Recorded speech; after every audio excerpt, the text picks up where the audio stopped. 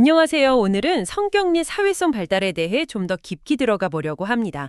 그럼 먼저 기질부터 자세히 알아볼까요? 이게 우리가 보통 말하는 성격이랑은 좀 다르다고 들었거든요. 네, 맞아요. 기질은 성격보다는 좀 더 일찍, 그러니까 태어날 때부터 나타나는 개인 고유의 행동 스타일이나 정서 반응 유형을 말합니다. 활동 수준이라든지 사회성, 얼마나 예민한지 이런 특성들을 포함하는데요. 성격보다 조금 더 생물학적인 뿌리가 깊다고 볼 수 있죠. 아하, 그럼 어릴 때부터 아이들 보면 유난히 순한 아이가 있고 또 되게 까다로운 아이, 아니면 좀 느긋한 아이, 이렇게 나뉘는 게 바로 기질 차이 때문이겠군요. 정확합니다. 그 토마스와 체스라는 학자들이 있어요. 이분들이 초기 기질 연구에서 굉장히 중요한 역할을 하셨는데 영아들의 행동 특성을 한 10가지 정도로 나누어서 봤습니다. 10가지나요? 와, 생각보다 세부적인데요. 어떤 것들이 있었나요? 네, 활동성 수준, 생리적 기능의 규칙성, 예를 들면 먹고 자는 거요. 그리고 새로운 것에 다가가는지 피하는지, 얼마나 잘 적응하는지, 반응 강도는 어떤지, 또 얼마나 민감한지, 평소 기분은 어떤 편인지, 주의가 잘 흐트러지는지 아니면 집중력이 좋은지 등등 굉장히 다양하게 봤죠. 와, 정말 다각도로 관찰했네요. 그걸 바탕으로 그럼 아이들 유형을 나눈 건가요? 네, 이 9가지 특성들을 조합해서 크게 3가지 유형으로 분류를 했습니다. 첫 번째가 순한 기질이에요. 이런 아이들은 보통 생활 리듬이 규칙적이고 새로운 환경이나 사람에게도 비교적 잘 다가가고 잘 적응하고 또 대체로 긍정적인 기분을 보여요. 주변에서 흔히 순둥이라고 부르는 아이들이군요. 그렇죠. 두 번째는 까다로운 기질인데요. 이 아이들은 먹고 자는 게 좀 불규칙하고 새로운 변화에 굉장히 예민하고 저항도 좀 하고요. 반응도 강렬하고 좀 부정적인 감정을 자주 표현하는 경향이 있죠. 아, 부모님 입장에선 좀 힘들 수도 있겠네요. 마지막 유형은 뭐였죠? 세 번째는 반응이 느린 기질입니다. 이 아이들은 활동 수준이 좀 낮고 새로운 자극, 예를 들어 낯선 사람이나 장소에 가면 처음에는 좀 위축되고 소극적인 모습을 보여요. 적응하는 데 시간이 조금 더 걸리는 편이죠. 물론 모든 아이가 이 3가지 유형에 딱 떨어지는 건 아니에요. 중간적인 아이들도 많고요. 그래도 아이의 기본적인 반응 경향성을 이해하는데 아주 유용한 틀이죠. 그렇네요. 부모가 아이의 기질을 미리 좀 이해하고 있다면 얘는 왜 이렇게 유별나지?가 아니라 아, 우리 아이는 까다로운 기질이라서 변화에 좀 더 민감하구나 이렇게 받아들일 수 있겠어요. 양육 방식에도 영향을 많이 주겠는데요? 바로 그겁니다. 여기서 정말 중요한 개념이 등장하는데 바로 조화의 적합성, goodness of fit 이라는 거예요. 조화의 적합성이요? 네, 아이의 기질과 아이를 둘러싼 환경, 특히 부모의 양육 방식이나 기대가 얼마나 잘 들어맞느냐 하는 거죠.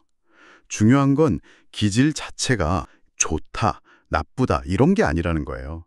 어떤 기질이든 그 기질에 맞는 환경과 양육 방식에 만나면 긍정적으로 발달할 수 있다는 거죠. 예를 들어 까다로운 기질의 아이라도 부모가 그걸 이해하고 인내심을 가지고 일관성 있게 반응해주면 오히려 나중에는 더 뛰어난 집중력이나 창의성을 보일 수도 있어요. 반대로 순한 아이라도 너무 방치하거나 기질과 맞지 않는 양육을 하면 문제가 생길 수 있고요. 아, 식물마다 필요한 햇빛이나 물의 양이 다르듯이 아이의 기질에 맞는 환경을 만들어주는 게 핵심이군요. 타고난 기질과 환경의 상호작용. 이게 정말 중요하네요. 네, 그렇습니다. 그 상호작용의 질이 발달에 큰 영향을 미치죠. 로스바트라는 학자는 기질을 반응성과 자기조절 능력, 이 2가지 축으로 설명하면서 스스로 감정이나 행동을 통제하는 능력의 중요성을 또 강조하기도 했습니다. 그렇군요. 자, 그럼 기질이라는 개인의 바탕 위에 이제 다른 사람들과 관계 맺는 능력, 즉 사회성은 어떻게 발달하는지 이야기해 볼까요? 네, 사회성 발달은 이제 타인과의 관계 속에서 이루어지는 거죠. 다른 사람과 관계를 맺고 또 그걸 유지하고 여러 사회적 상황에 적절하게 반응하고 상호작용하는 능력을 길러나가는 전체 과정을 말하는데요. 이걸 크게 2가지 측면에서 볼 수 있어요.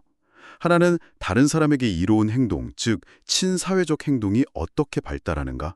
또 다른 하나는 반대로 타인에게 해를 끼치는 행동, 반사회적 행동, 주로 공격성이죠.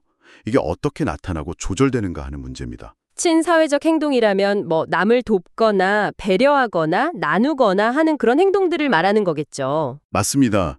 대표적으로 이타성이 있죠.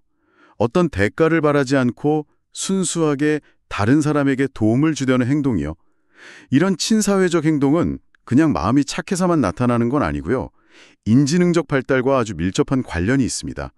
특히 사회적 조망 수용 능력이라는 것과요. 사회적 조망 수용 능력이요? 좀 어려운 말 같은데요. 쉽게 말하면 다른 사람의 입장, 생각, 감정을 이해하고 추론하는 능력이에요. 저 사람은 지금 어떤 기분일까?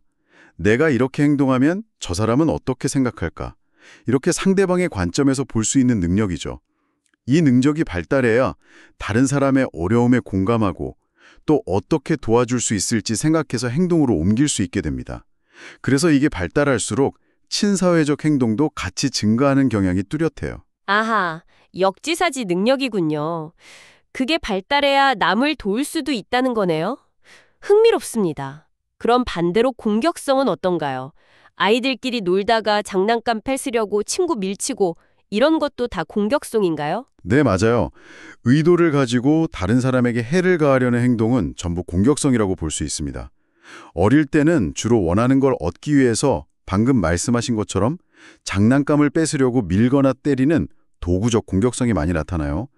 그런데 조금 더 크면서는 어떤 목적 달성보다는 그냥 상대를 괴롭히거나 해를 입히려는 의도가 더 분명한 적대적 공격성이 나타나기 시작합니다.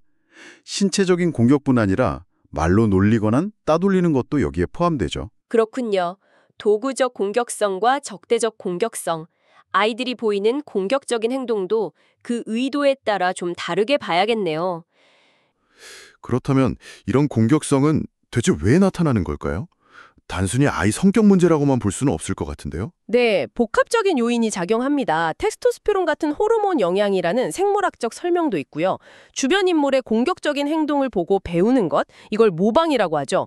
또는 공격적인 행동을 했을 때 원하는 걸 얻는 경험, 즉 강화, 이런 걸 통해 학습된다는 사회적 설명도 있습니다. 그리고 인지적인 측면도 중요한데요. 다지의 연구를 보면 공격적인 성향의 아이들이 다른 사람의 의도를 실제보다 더 적대적으로 해석하는 경향이 있다는 걸 밝혔어요. 이걸 적대적 귀인 편향이라고 부르는데 이것도 공격성 이해의 핵심적인 부분으로 꼭 알아둬야 할 개념입니다. 자주 나와요. 적대적 귀임 편향이요. 다른 사람 의도를 나쁘게 본다는 거군요. 네, 그렇죠. 이런 공격성은 어떻게 좀 다뤄주고 조절해 나가도록 도와야 할까요? 그냥 무조건 혼내는 건 답이 아닐 것 같은데요. 네, 물론입니다.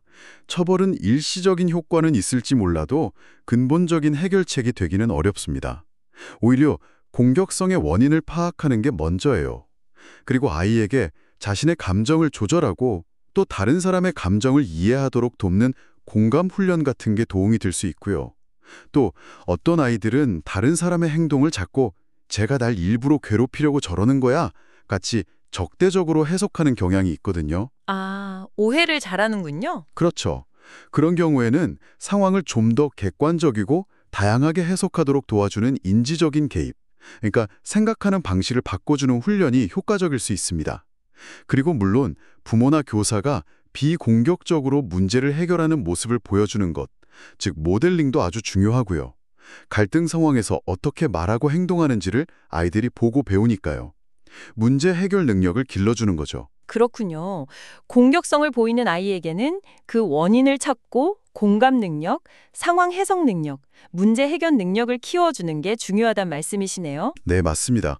그런 통합적인 접근이 필요합니다. 그럼 공격성과는 반대로 아무런 대가 없이 남을 돕는 행동, 이타성은 어떻게 키워줄 수 있을까요?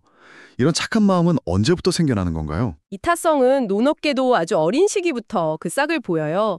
다른 사람의 입장에서 생각하는 능력, 즉 역할 수행 능력하고 감정을 함께 느끼는 공감 능력이 발달하면서 점차 정교해지는 거죠.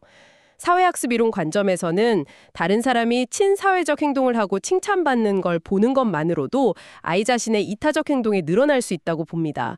그러니까 관찰하고 모방하는 것, 그리고 긍정적인 강화가 이타성 발달에 중요한 역할을 하는 셈이죠. 듣고 보니 결국 아이의 기질, 또 사회성 발달의 여러 모습들, 이 모든 것에 부모님의 양육 방식이 정말 큰 영향을 미친다는 결론에 이르게 되네요. 바움린드가 제시한 4가지 양육 유형이 있잖아요. 이 분야 공부할 때 정말 빼놓을 수 없는 기본 중에 기본이죠. 이것도 시험에 정말 자주 나오고요. 네, 그렇습니다. 바움린대 분류는 부모의 애정과 통제라는 두 가지 축을 기준으로 하죠. 아주 중요한 틀입니다. 이 네 가지 유형 중에서 권위 있는 양육, 이걸 민주적 양육이라고도 하는데요. 이게 자녀에게 따뜻하고 반응적이면서도 명확하고 일관된 규칙과 기대를 제시하는 방식입니다. 자녀의 자율성이나 책임감, 사회성 발달에 가장 긍정적인 영향을 미치는 걸로 잘 알려져 있죠. 이게 문화권을 넘어서 일관되게 나타나는 경향이 있어요. 그게 권위 있는 양육이군요. 애정과 통제가 균형을 이룬 상태. 네, 반면에 엄격한 통제만 강조하는 권위주의적 양육, 애정은 넘치는데 규칙이 없는 허용적 양육, 그리고 애정과 관심이 모두 부족한 방임적 양육은 각각 다른 방식으로 아이의 건강한 발달을 저해할 수 있습니다.